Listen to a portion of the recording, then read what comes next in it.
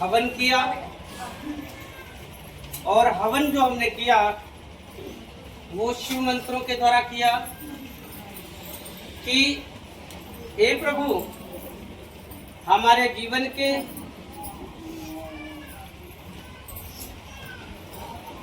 चारों तरफ जो व्याधाएं हैं, हर व्याधाओं से मुक्त किया जाए। सर्व रक्षा, हर प्रकार की रक्षा हमें प्रदान की जाए। हमने शिव नाम की आहुति दिया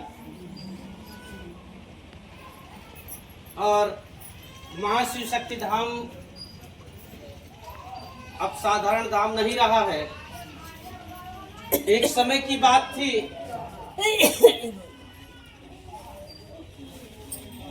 आज के 10 वर्ष पहले जब मैं इस धाम में पहली बार कदम रखा था तो प्रभु से एक ही चीज मांगा था और आज भी वो चित्र मेरे पास है।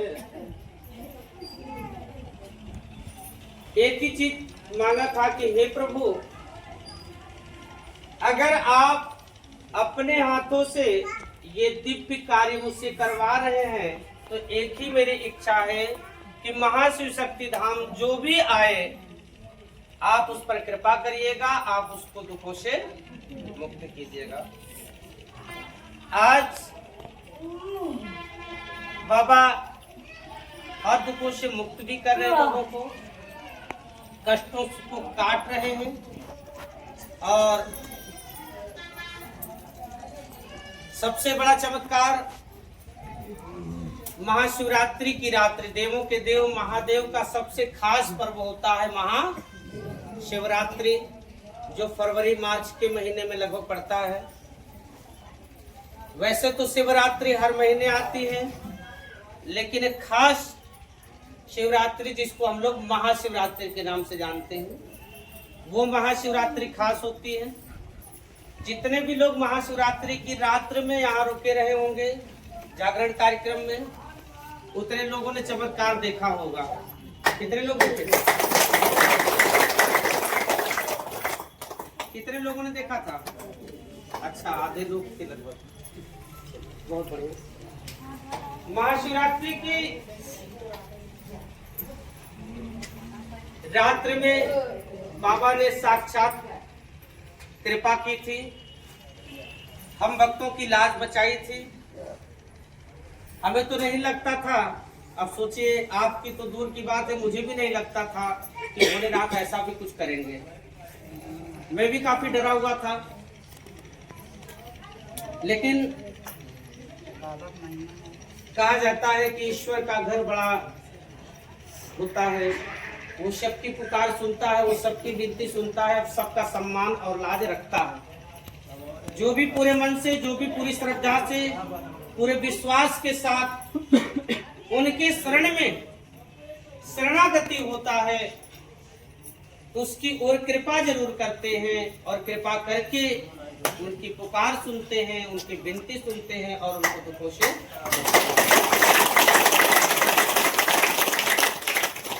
देखिए, वैसे तो शिव से कोई दूर है नहीं, सब शिव के पास हैं और शिव के साथ हैं। आपको याद होना चाहिए,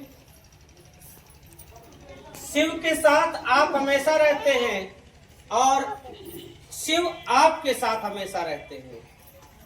आपके साथ शिव और शिव के साथ आप रहते हैं। बिना एक दूसरे के साथ हुए, बिना आप शिव के साथ लिए, आपके भीतर जागृति ऊर्जा नहीं आएगी।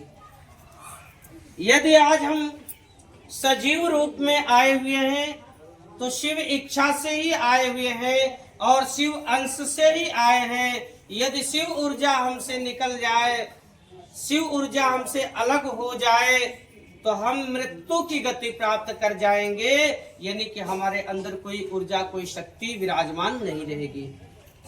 अब रही बात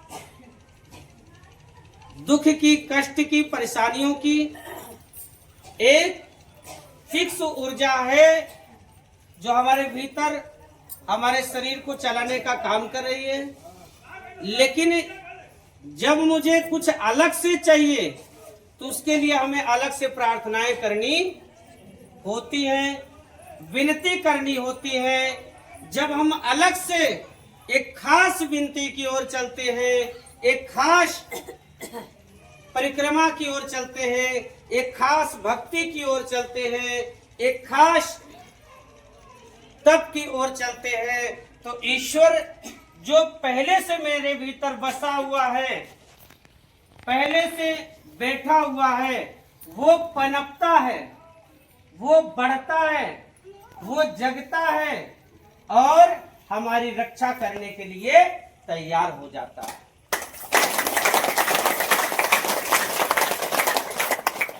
जो हमने हवन किया, इस हवन के माध्यम से हमारे जो बंधक हैं वो सारे बंधक तोड़े जाएंगे, वो सारे बंधक काटे जाएंगे। जैसे कि अभी एक गुरु बहना ने कहा, पहले ही हवन में उन्होंने कहा कि गुरु जी जैसे ही मैंने पहले हवन किया और उसी दिन से मुझे एकदम आराम मिल गया। अभी आपने देखा कि मोहनगंज से एक गुरु बहना आई थी और जैसे हवन की तैयारी ही चल रही तो उसकी हाजिरी लग गई। प्रेत कहने लगा कि अब गलती नहीं करेंगे, अब मुझे माफ कर दो गुरु जी। उसको पता है कि हम दिक्कत में पड़ने वाले हैं, इससे बंधक काटा जाएगा। क्योंकि जितने भी लोगों पर प्रेत आत्माओं का प्रभाव होता है वो किसी न किसी के माध्यम से ही होता है, उस पर फसाव होता है, बंधक लगा होता है, वचन लगा होता है। पीछे तक आवाज जा रही नहीं जा रही? शांति। तो वचन लगा होता है, बंधक लगा होता है, इसलिए कटना जरूरी है। यदि आप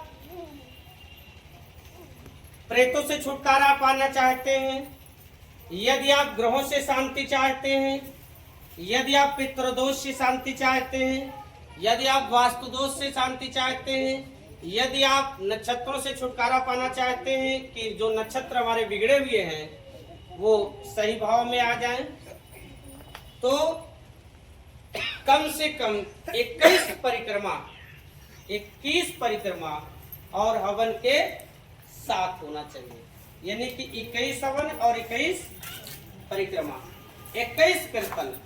क्योंकि जब आएंगे तो तीनों एक ही साथ में हो जाएगा, हवन भी, परिक्रमा भी और कीर्तन भी। ये तीनों एक साथ, जब ये तीनों आप एक साथ करेंगे तो आप 21 बार में, 21 परिक्रमा में आप सारे दुखों से छुटकारा मिल जाएगा आपको।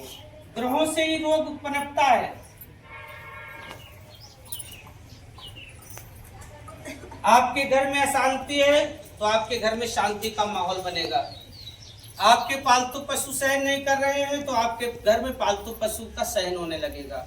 आप प्रेतों से छुटकारा पा सकते हैं, आप पितृदोष से मुक्त हो सकते हैं, ग्रहों से शांति, नक्षत्रों से राहत आपको मिल सकता है जब आप 21 परिक्रमा करेंगे। लेकिन समय का आप लोग जरूर ध्यान दिया करेंगे कि 11 बजे से 11:30 बजे तक जरूर आ जाया करें आप लोग। आज कई लोगों का हवन छूट गया। कितने लोगों का छूटा है हवन? इस समय का ध्यान दिया करें आप लोग। जब भी अगर यदि हवन के लिए आप लोग आ रहे हैं तो 11:30 बजे तक लेटेस्ट आ जाया करें, ठीक है? तो शिव से आप अलग नहीं है, शिव से सदा रहे हैं और सदा रहेंगे, कल भी थे और आज भी रहेंगे। तो शिव से दूर नहीं है, केवल इनको जगाने की बात है। इनसे और विनती और प्रार्थना और जागृति की जरूरत है। तो हम सब मिलकर एक भाव से, एक प्रेम से, एक विश्वास के साथ, सबसे पहली बात तो आपको विश्वास होना चाहिए कि देवों के देव महादेव से बड़ा इस जगत में दूसरा और कोई नहीं हो सकता, नहीं हो सकता। क्योंकि यदि इससे बड़ा कोई होता तो उस समय गंगा माँ को संभालने के लिए भी आ गया होता। यदि उनसे कोई बड़ा होता तो विष पीने के लिए भी आ सकता था, लेकिन दोनों स्थिति में ना तो माँ गंगे को कोई संभालने के लिए आया और ना तो विष पीने के लिए आया।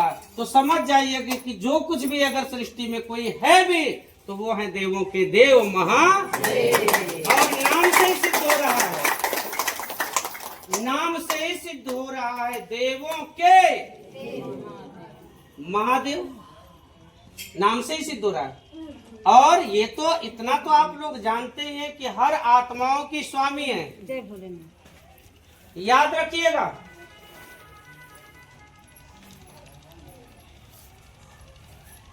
जिसको दुनिया ने ठुकराया, जिसको दुनिया ने ठुकराया, उसको बाबा भोलेनाथ ने अपनाया। हा? आज आप लोग रोज के रोज सांड देवता को अपने खेत से हटा के दूसरे खेत में भगा देते हैं, हा? मारते हैं, भगाते हैं, लेकिन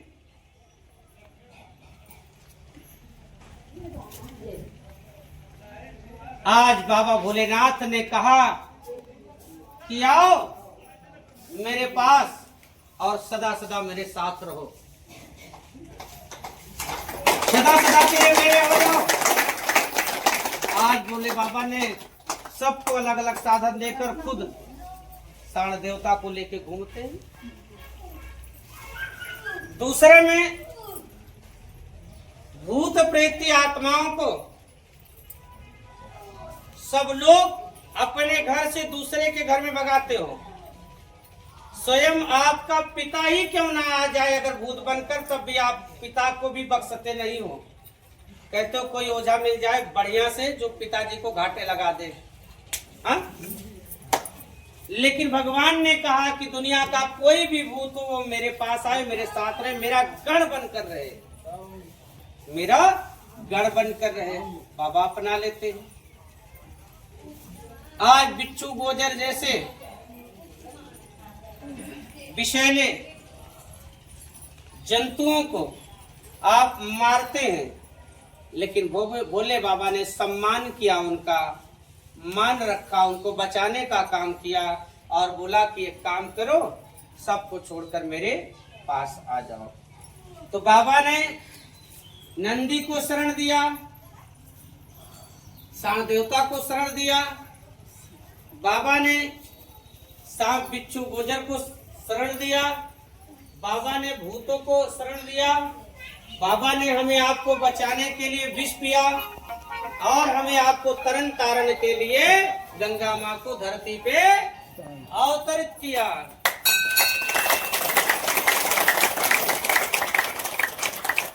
आज वो दयालु होने के नाते, आज वो दयालु होने के नाते से हम पर दया दिखाएगा और हमारे दुखों को दूर करेगा।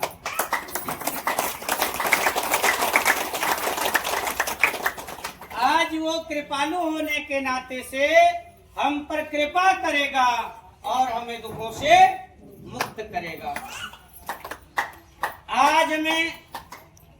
आज महादेव को कहा जाता है दानियों का दानी, महादानी भी कहा जाता है। आज वो महादानी के नाते मुझे दान भी प्रदान करेंगे, मुझे दान भी देंगे। जो भी चीज आप मांगेंगे वो महादेव के यहाँ आपको मिलेगा।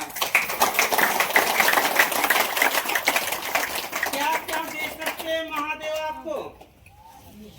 प्रश्न उठता है क्या क्या दे सकते? मैं कहता हूं क्या नहीं दे सकते।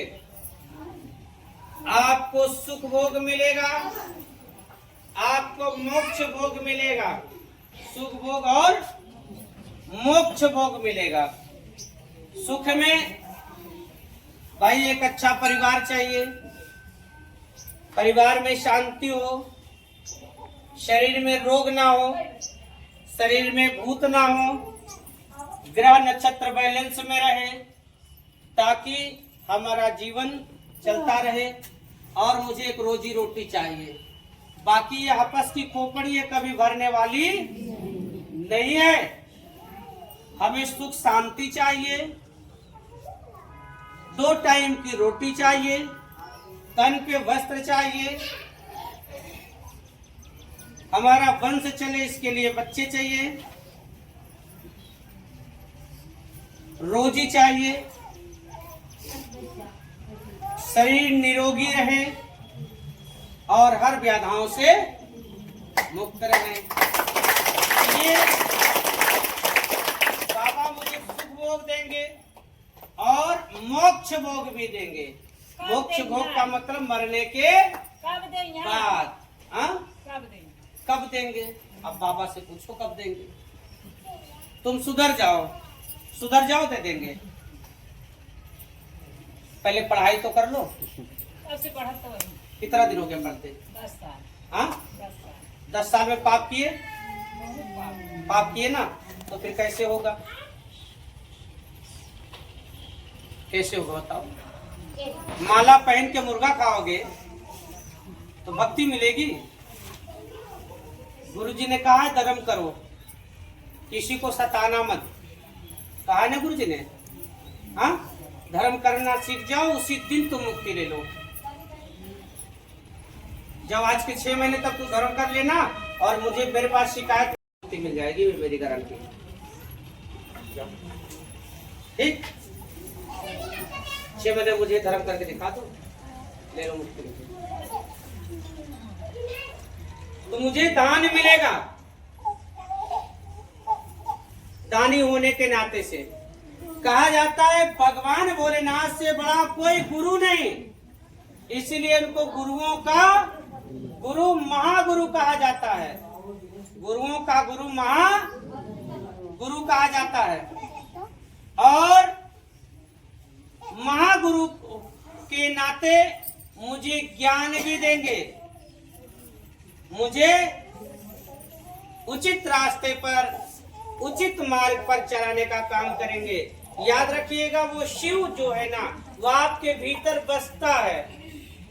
देखिए बड़े ध्यान से सुनिएगा, जब किसी के शरीर पर प्रेत रहता है तो उसका शरीर बेहोश हो जाता है।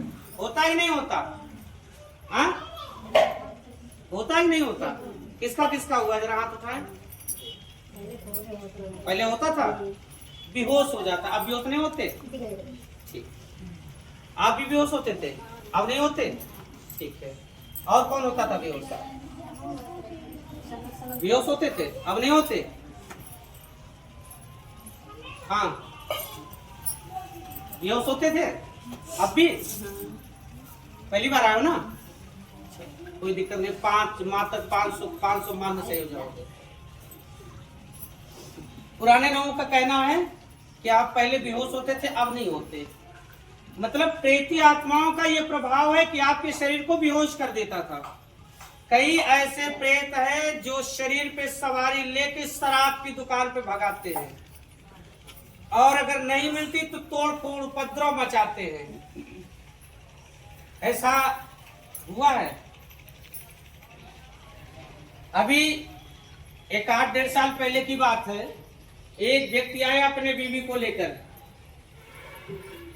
मैंने उसका बैठक किया तो बैठक में उसके शरीर पे जब बयान होने लगा तो मैंने पूछा क्या क्या दिक्कत दिया।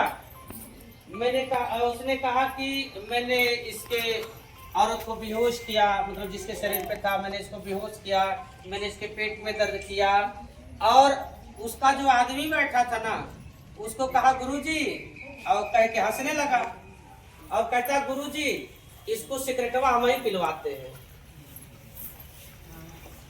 तब उसका अचानक सोचे पड़ गया, वो सोचता गुरुजी बिल्कुल सही कराइए, क्योंकि पहले मैं कोई नशा नहीं करता था, बस अचानक मेरा मन एक दिन बोल दिया सिगरेट पीने के लिए, मैं पीने लगा और दूसरे दिन तीसरे दिन बिल्कुल एकदम आदत सी पड़ गई।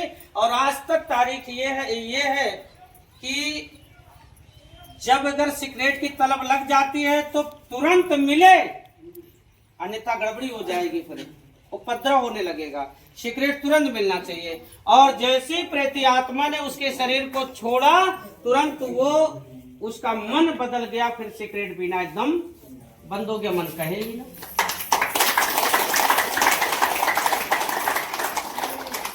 कई प्रेतों को मैंने देखा कि वो उनकी इच्छा कुछ करने की होती है, वो कर बैठते हैं। अभी कुछ दिन की पहले की बात है, एक मंदिर का पुजारी मिला मुझे भूत के रूप में। तो शंख जो होता है सब नहीं बजा पाते, शंख होता है ना, शंख सब नहीं बजा पाते, जो बजाया है जिसकी प्रैक्टिस है वही बजा पाता है। तो वो बोला कि हम मंदिर के पुजारी हैं। तो हमने कहा ऐसे नहीं मानेंगे हम कि मंदिर के पुजारी हो। अगर तुम मंदिर के पुजारी होते तो तुम भूत कैसे बनते? हाँ, अगर तुम मंदिर के पुजारी होते तो भूत नहीं बनते ना, तुम भूत बने हो। तो मैंने कहा कि अच्छा ठीक है, अगर मैंने सोचा कि अगर ये मंदिर का पुजारी होगा तो शंख जरूर बजाना आता होगा इसको। तो मैंने कहा अच्छा शंख बजाते बजा लेते हो? बोला हाँ बजा लेते हैं।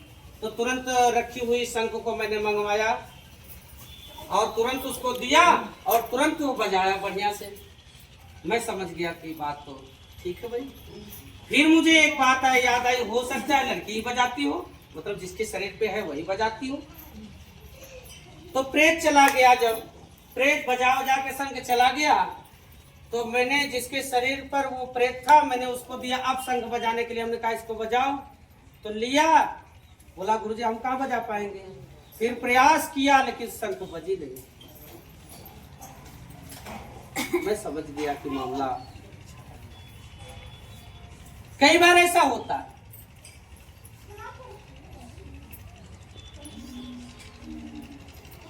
तो सोचिए कि जब वो मन बदल देते हैं आपके, विचार बदल देते हैं आपके, आपको बेहोश कर देते हैं, आपको भगाने लगते हैं, आपको या उपद्रव या उल्टे सीधे कार्य जो भी करवा रहे हैं। और कुछ लोगों का कहना है कि गुरुजी रात में सपने भी आते हैं। हाँ, कितने लोगों को, बहुत सारे लोगों को बुरे सपने आते हैं। और कई लोग तो ये भी कहते हैं कि गुरुजी कभी कभी जैसे मेरे पीछे कोई बोलता है, कोई आवाज देता है, मेरे मन में कोई आवाज देता है कि नहीं छोड़ेंगे, हम मार डालेंगे, दुख देंगे, कष्ट देंगे, हम ये खाएंगे, हम वो खाएंगे। मन में ऐसा कुछ होता है, कुछ विचार आता है, कुछ दिखता है, बार बार कुछ दिख रहा है। तो सोचिए जब एक प्रेत आत्मा, एक छोटा सा ईश्वर का अंश अगर इतना बड़ा प्रभाव आपके जीवन में कर सकता है तो साक्षात देवों के देव महादेव कितना बड़ा प्रभाव कर सकते हैं। अब इसको मुझे कहने की जरूरत नहीं, आप लोग को समझ आ रहा है। जब इनका छोटा सा अंश इतना प्रभाव कर दिया तो साक्षात देवों के देव महादेव जो अंश के रूप में विराजमान हमारे शरीर के भीतर हैं, वो मेरे शरीर में, मेरे जीवन में कितना बड़ा प्रभाव कर सकते हैं। हाँ? कर सकते हैं। बस फर्क इतना है कि अब हम आप उठे और चलें। कहाँ चलें? देवों के देव महादेव के घर, देवों के देव महादेव के घर। कहाँ पड़ता है देवों के देव महादेव का घर? महाशिव शक्ति, जम के बोले एक बार, महाशिव शक्ति धाम बोले बाबा घर है। चलिए भाई, आप लोग मानते हैं, लेकिन हम तो कहते हैं कि उनका असली घर आपके भीतर है, आपके भीतर ही है। कि चलो शिव धाम चलो, चलो शिव धाम चलो, चलो शिव धाम चलो, चलो शिव धाम चलो, ये चलो शिव धाम चलो, चलो शिव धाम चलो, ये चलो शिव धाम चलो, चलो शिव धाम चलो।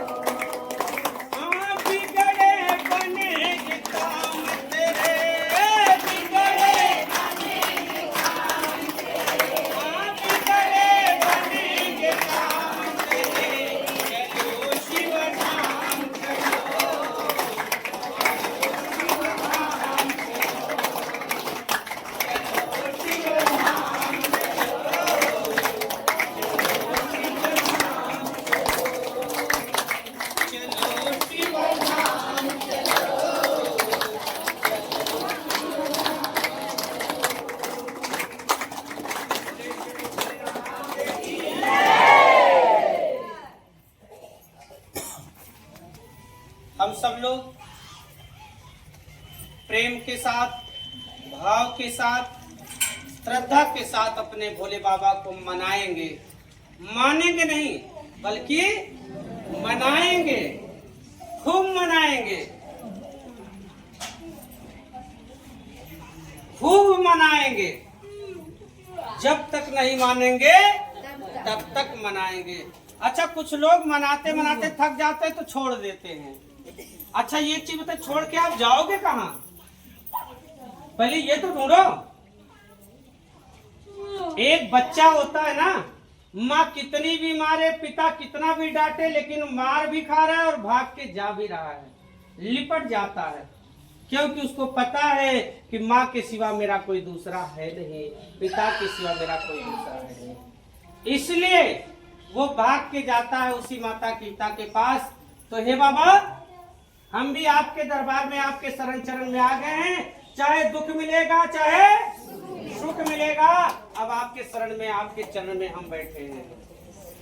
और यदि आपको लगता है कि अभी भी मेरा दुख भारी है, अब भी मेरा कष्ट भारी है, तो याद रखिएगा, महाशिव शक्ति धाम आपको बड़ी सुविधा देता है। यहाँ रहने की सुविधा देता है, यहाँ खाने की सुविधा देता है। महाशिव शक्ति धाम आप रहिए, खाइए, भगवान की खुद से सेवा कीजिए और खूब परिक्रमा कीजिए। शाम सुबह खूब परिक्रमा कीजिए भोलेनाथ का, खूब भजन कीजिए, खूब कीर्तन कीजिए, और बहुत ही शीघ्र आपका सारा दुख मिट जाएगा। आपको लगता है कि हम जीवन से हार गए, हम ठीक नहीं होंगे, तो ऐसा नहीं है कि आप ठीक नहीं होंगे। आपको ठीक होना है और शिव की कृपा लेनी है, शिव की दया लेनी है। आप सीधा महाशिव शक्ति धाम आइए और भगवान भोलेनाथ से अर्जी लगाइए, आप ठीक हो जाओगे, एकदम अच्छा हो जाओगे। तो आइए आज हम सब लोग भगवान भोलेनाथ के शरण चरण में उनसे प्रार्थना करें, उनसे विनती करें और कीर्तन करें, और कीर्तन के माध्यम से अपने दुख, अपने कष्ट, अपने परेशानियों का हरण की बात करें कि हे महादेव, आपके शरण में, आपके चरण में आए हैं और हमारे संकट को दूर करें, हमारी विनती स्वीकार करें, हमारी प्रार्थना स्वीकार करें। सभी लोग हाथ जोड़ लें,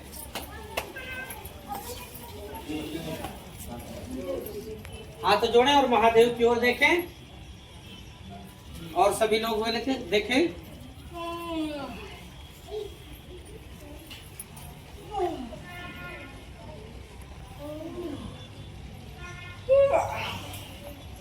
सबसे पहली चीज तो आप लोग एक चीज भूले हैं, और ये सब लोगों की भूल है, सब लोग भूले। कल मैं एक कथा करने गया, मऊआइमा से आगे कथा करने गया। कथा में मैंने बोला कि आप लोग बताइए कि आप लोगों के कितने बाप, कथा में बोला कितने बाप, तो सब सन्न रह गए, इसलिए कि एक ही बाप को पहचाना, दूसरे को कभी पहचाना ही नहीं, दूसरे को जाना नहीं, दूसरे को समझा नहीं।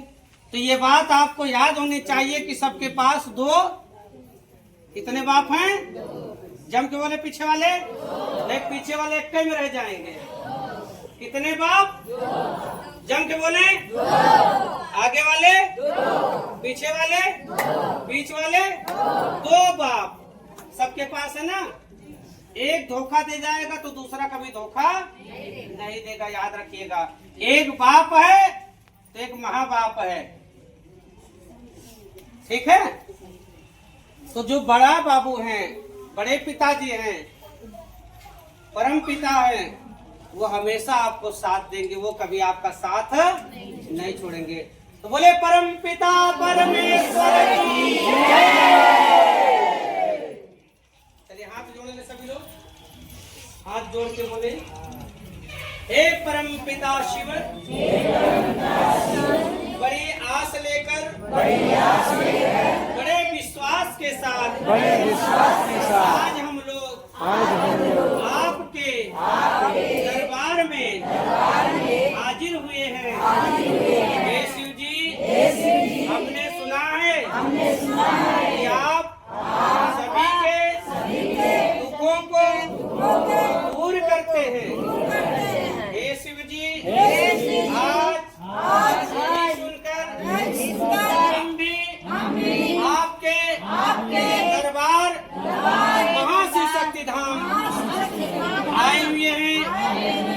शिव जी मेरे भी दुखों को दूर कीजिए।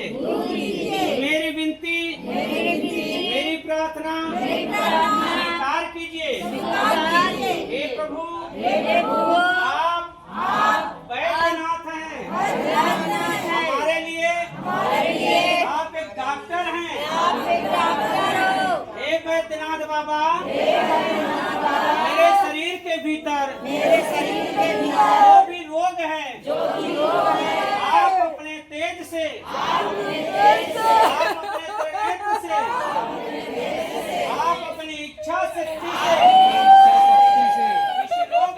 इस रोग को दूर कीजिए। हे शिव जी, हमारे शरीर में, हमारे घर में, हमारे घर के कोने कोने में या हमारे घर के किसी दूसरे सदस्य पर कोई भी नकारात्मक शक्ति, आवाज हो, हर बंधक से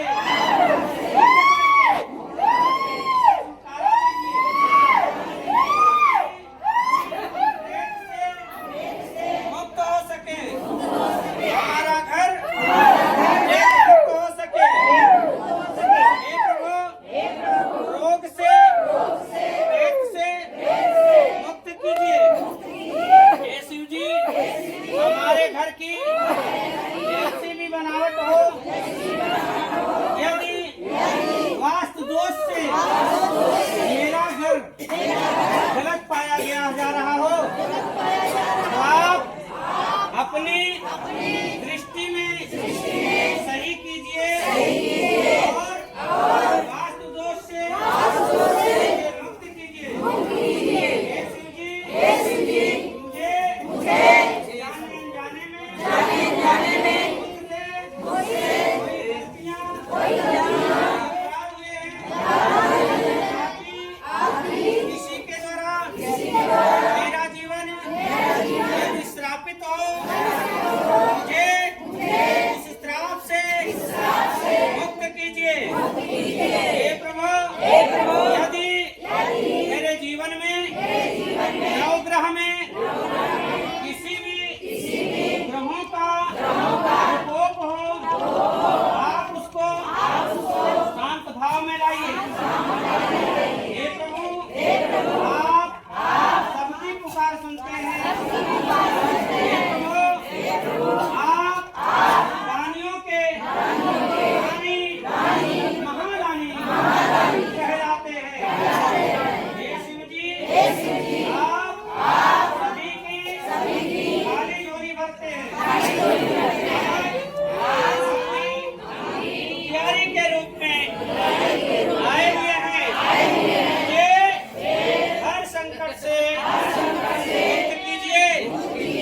मेरे जीवन में स्वयं आप दया,